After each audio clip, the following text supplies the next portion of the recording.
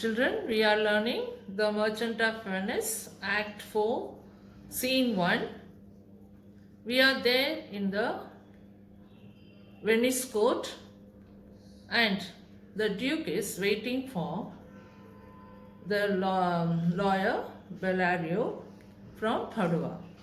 And he is telling the people who gather there that in case he fails to convince, he has the authority to dismiss the court.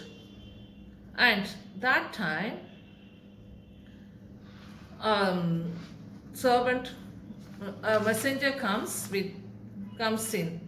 So here, enter Nerissa dressed like a lawyer's clerk. So Nerissa is in disguise and in lawyer's clerk form. So she dressed like a lawyer's clerk entering there. So Duke, came you from Padua, from Bellario? Duke is questioning Nerissa that, have you come from Padua and from Bellario? Has Bellario sent you here? That is the question the Duke put up before Nerissa. Nerissa, from both, my lord. Bellario greets your grace. Yes, my lord, I am coming from Padua and Bellario has sent me here. That means from both. And he has sent greeting to you. And when she was talking with Duke, she is giving a letter to him. She presents a letter. Bassanio, when she is presenting a letter to the Duke, Bassanio and Antonio Shylock were standing there in the court in front of Duke. Bassanio is having talk with Shylock. To Shylock, Bassanio says this, why dost thou whet thy knife so earnestly? So Shylock is ready to cut a pound of flesh from Antonio's bosom. So he is keeping his knife and Bassanio is asking him, why Shylock, you are sharpening your knife so earnestly, that means so seriously you are doing it, Shylock, to cut the forfeiture from the bankrupt there. Yes, I am sharpening my knife to cut a pound of flesh as the penalty from that bankrupt. He is pointing out who is that bankrupt? Antonio, who is standing there. And Gratiano is interfering there. Not on thy soul, but on thy soul. Harsh, Jew, thou makest thy knife keen, but no metal can, no, not the hangman's axe, bear half the keenness. Here Gratiano is getting annoyed to see Shylock's action, that is sharpening his knife, and he is saying that you are sharpening your knife on your soul, not on your soul. That means not on the metal piece, you are not sharpening it, but you are sharpening it on your soul, in your heart, but on thy soul. Harsh, you are so harsh. Thou makest thy knife keen, but no metal can, no, not the hangman's axe, bear half the keenness. So he is so annoyed and he says that not even the hangman's axe, that means hangman's means the people who are given that duty to cut the head of the person who is punished or who is given that punishment of hanging. So there they cut the head of those person. So the person who do the execution of a human will have an axe to cut.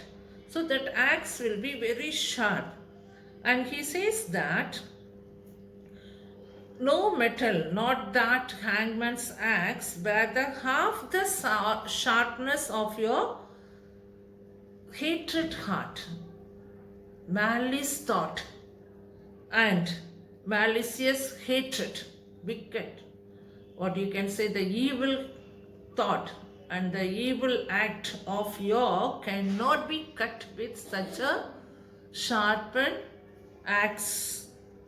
And if bear half the keenness of thy sharp envy, envy is that hatred, can no prayers pierce thee, and no one's prayers will make you to repent. You are so hard in your heart, and you are so wicked, and your thoughts are so evil, and you have such a hatred, and that enmity, that envy in your heart cannot be cut with anything, any sharpened knife, or even anyone's prayer cannot make you to feel bad for your malice.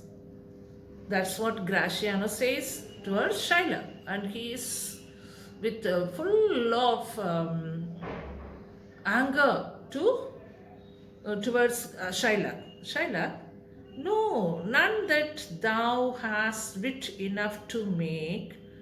So he says that no prayers that you have intelligence enough to make me to understand that. Graciano, oh, be thou damned, inexorable dog, and thy life let justice be accused. Thou almost makest me waver in my faith, to hold opinion with Pythagoras. Here, Graciano is getting more annoyed with Shylock, and he is keep telling him that, oh, be thou damned. Here, damned means you are fit to go to hell, and you may go to hell. Inexorable dog, you are thoroughly abominable dog, and for thy life let justice be accused, and you let justice stand and condemned for letting you live. So you will be punished, and you are not going to be freed. Thou almost makest me waver in my faith. The action of yours making my faith shaken. That means you are shaking my Christian faith. Christians do not believe in the principle or the thoughts of Pythagoras. Here, one example he says, to hold opinion with Pythagoras. What is that opinion? That souls of animals infuse themselves into the trunks of men. So here Christians believe that animals do not have any soul. So here he says that I have to believe now, by seeing your actions, the wicked act, that you are having some spirit of animals, which spirit he is having. So he says that into the trunk of men. So Pythagoras thought, that means his word says that souls of animals will enter into the human body and trouble them. So here I have to believe it. And thy courage spirit.